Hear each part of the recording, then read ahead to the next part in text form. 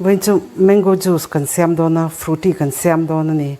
chumi akan mamo te chu chini tui chon thei hai min le thei hai hel te hi ne masa in thei hai hi kan khe phot dona ni hi thei hai hel ania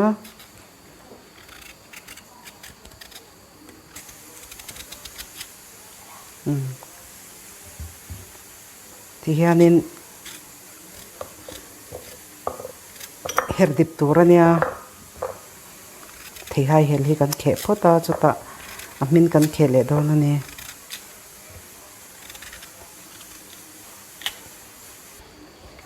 thì hai min po hi hian kan khe anga hi po hi her turania chuwang chuan a zai dan te kha ein her thei ang tura zai kha ne me moi dewa chan po kha ngai chuang lawa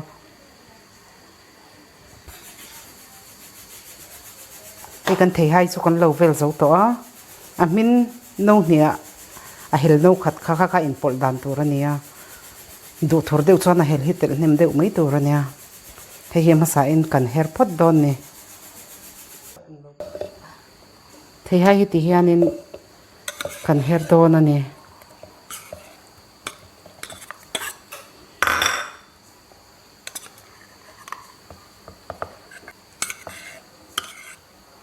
tui hi tlem te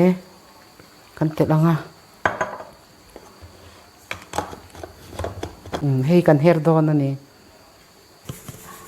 kan thei hai her kha ti hianin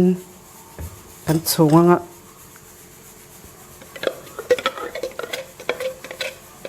hianin hetia kan ti na chan ni chu thei hai khan in hrui te lo nei thina khami kha akal tel lo nan kan tia thei hai hel kha ta hian kan her le don ani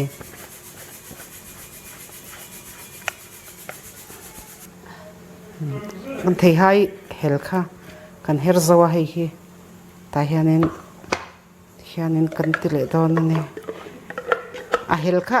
a eng ta via wo a chan chu a min kha kalo her ma sak wang kha nia tuinen kan tho de wonga te ang ho hi au yom fe a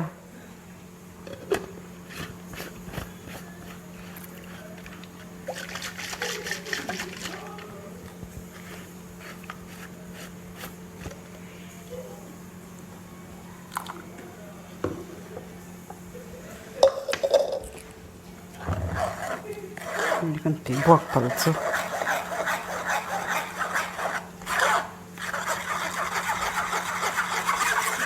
kan filter vek ton ani khu noi khung aru de lang khu ka thei hai hel her kha alo som kin lo de wani kho kha chu in filter vek don thawa poi chang lawa thei hai chu hei kan lo filter zo to hei te hian hei kan pai don ani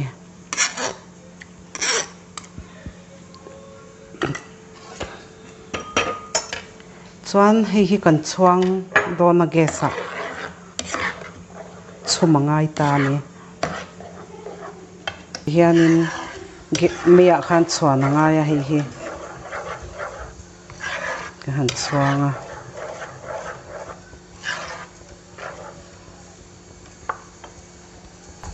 ta hianin chini hi no khatling lo de hlek ka pol don ani chini kha chu thei hai thlum vak lo kha chuanin pol hnem te pho kha thei chu ti rol chuan mani du dan a thum de du chuanin tel hnem kha ania ti hianin kan cho polanga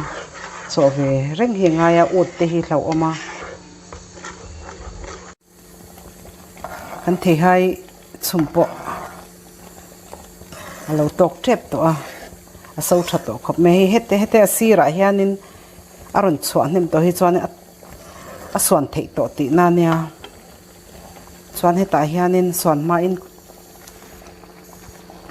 ni butui hi thirfian lian khat kan tel don ani an cho polanga kan off to don ani